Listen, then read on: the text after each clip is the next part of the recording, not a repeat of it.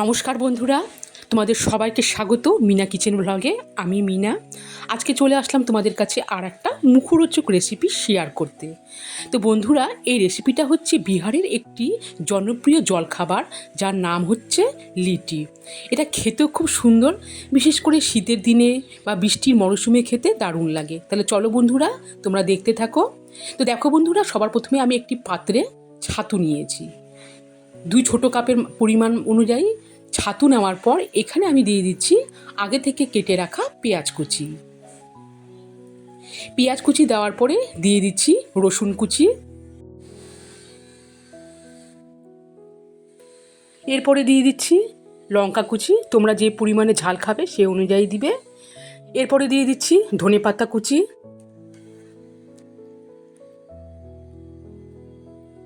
দিয়ে দিচ্ছি এখানে আমি আদা গ্রেটেড করে রেখে দিয়েছিলাম, গ্রেটেড করা আদা দিয়ে দিলাম। দিয়ে দিচ্ছি জোয়ান।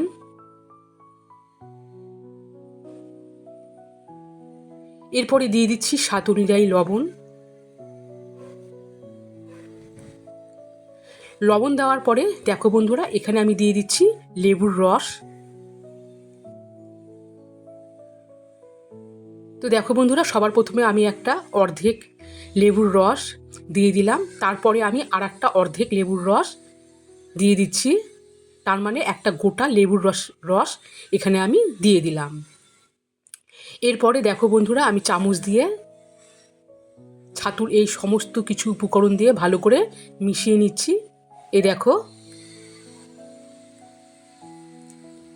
তাহলে দেখো তোমরা দেখতে পেলে বন্ধুরা, ছাতুর এই মিশ্রণটাকেও আমি ভালো করে মেখে রেখে দিলাম। আর এরপরে আমি দেখো বন্ধুরা, একটা পাত্রে 2 কাপ নিয়েছি আটা। এক্ষেত্রে আমি আটা ব্যবহার করব। তো আটার মধ্যে দিয়ে দিলাম সামান্য পরিমাণে লবণ, দিয়ে দিচ্ছি চিনি,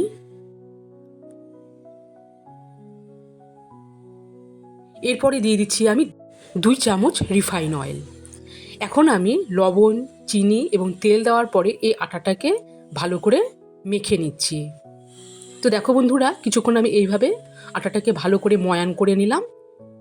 এরপরে এতে আমি অল্প অল্প করে জল দিয়ে আটাটাকে মেখে নিব।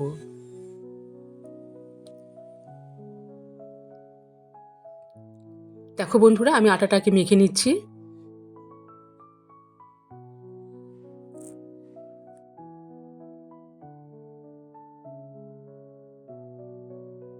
তাহলে বন্ধুরা দেখতে পেলে আটার ডোটাকে দেখো আমি এইভাবে গোল করে রেখে দিলাম।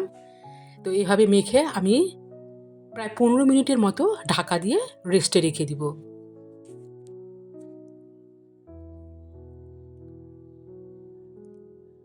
তো বন্ধুরা ফিরে আসলাম 15 মিনিট পর। দেখো, এবারে আমি এখন এই আটার ডো থেকে এক একটা করে লেচি করে নিব। তো দেখো বন্ধুরা, এখানে আমি এক একটা করে লেচি করে নিলাম। এরপরে দেখো বন্ধুরা, লেচি থেকে এইভাবে আমি গোলাকার করে এতে এখন এই ছাতুর পুরটা দিয়ে দিব।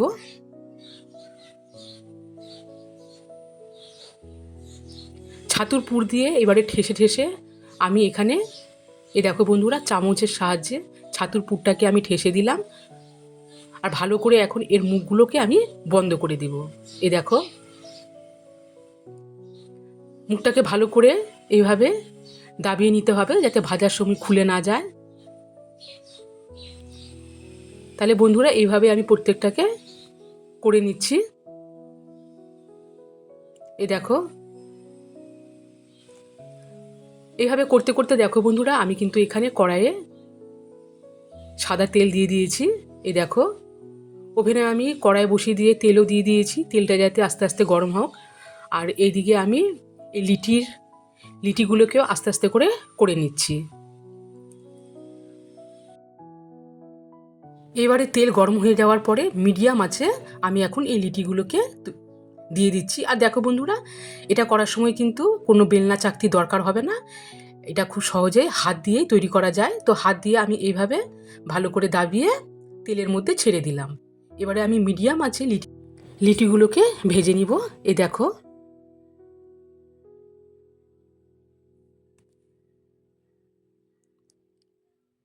তো দেখো বন্ধুরা, যখন হালকা ব্রাউন হয়ে যায় তখন আমি আঁচটাকে কিন্তু বাড়িয়ে দিয়েছি। আর এই অবস্থায় দেখো লিটিগুলো কিন্তু তৈরি। তো এগুলোকে তুলে নিচ্ছি, আর বাদ বাকি যেগুলো আছে লিটিগুলোকে আমি এইভাবে ব্রাউন করে ভেজে তুলে নিব।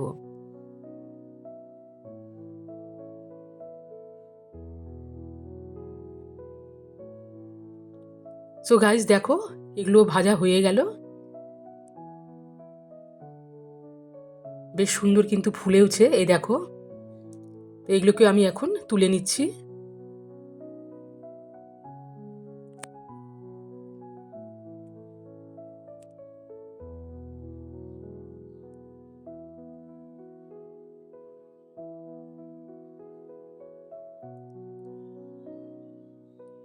তো বন্ধুরা দেখো, লিটিগুলো কিন্তু তৈরি হয়েও গেল। এরপরে তোমাদের কাছে আমি সার্ভ করে নিয়ে আসছি। তো দেখো বন্ধুরা, আমি আগে থেকে ধনিয়া পাতা, লঙ্কা আর একটা টমেটো দিয়ে চাটনির পেস্ট তৈরি করে রেখেছিলাম।